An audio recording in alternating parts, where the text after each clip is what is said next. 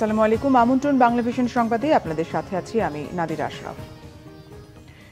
BNP নেতাদের অভিযোগ, আওয়ামী লীগ তাদের দোসররা দেশের গণতন্ত্রের ক্ষতি করেছে, এখন স্বাধীনতা সার্বভৌমত্ব ধ্বংসের জন্য ওত পেতে আছে। তাই দ্রুততম সময়ের মধ্যে নির্বাচন জরুরি বলে মনে করেন তারা। গতকাল নয়াপল্টনে দলের কেন্দ্রীয় কার্যালয়ের সামনে জাতীয়তাবাদী রিকশা, ভ্যান, অটো চালক দলের বিক্ষোভ সমাবেশে বিএনপি নেতারা এইসব কথা বলেন।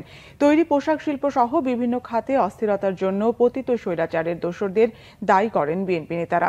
তারা বলেন, অধিকারের নামে পরিকল্পিত অস্থিরতা তৈরি করা হচ্ছে।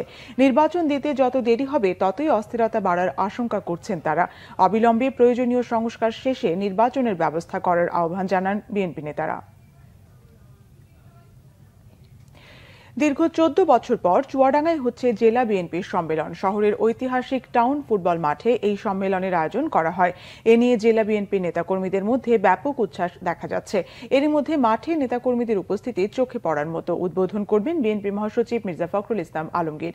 জেলা বিএনপির আহ্বায়ক মাহমুদ হাসান খান বাবুর সভাপতিত্বে ও জেলা বিএনপির সদস্য সচিব মোহাম্মদ শরীফুজ্জামান শরীফের সঞ্চালনায় সম্মেলনে বিএনপির কেন্দ্রীয় নেতারা উপস্থিত থাকবেন।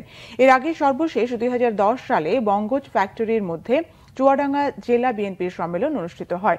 এরপর 2021 সালে চুয়াডাঙ্গা জেলা আহ্বায়ক কমিটি ঘোষণা করা হয়। তবে কেন্দ্রীয় কর্মসূচি বাস্তবায়ন, আন্দোলন সংগ্রাম, মামলা, হামলা, গ্রেপ্তারের কারণে নির্ধারিত সময়ে সম্মেলন করতে পারেনি জেলা বিএনপি।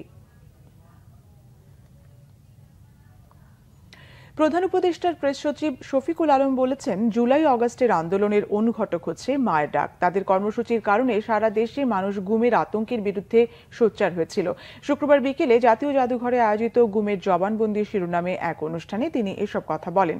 শফিকুল আলম বলেন, আওয়ামী লীগ সরকারের লাগাতার গুম ও বিচার বহির্ভূত হত্যাকাণ্ডের বিরুদ্ধে সারা দেশের মানুষের ক্ষোভ ছিল। ফলে জুলাই আগস্টের আন্দোলনও সারা দেশে ছড়িয়ে পড়ে। তিনি বলেন, যারা এই গুমের সাথে জড়িত তারা রাজনীতি করার অধিকার রাখে না। গুম হওয়া পরিবারগুলোর সংগঠন মায়ের ডাক যে ভূমিকা রেখেছে তাদেরকে জাতীয়ভাবে সম্মান দেওয়া উচিত।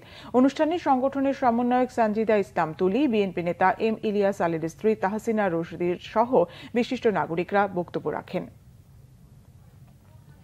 এই ছিল এখনকার মতো। পরের সংবাদ বেলা 12টায় দেখার আমন্ত্রণ রইল। এছাড়া বাংলা ভিশন সংবাদ ও সংবাদ সংশ্লিষ্ট অনুষ্ঠান দেখতে ভিজিট করুন www.bvnews24.com ও facebook.com/banglavisionnews এবং সাবস্ক্রাইব করুন youtube.com/banglavisionnews।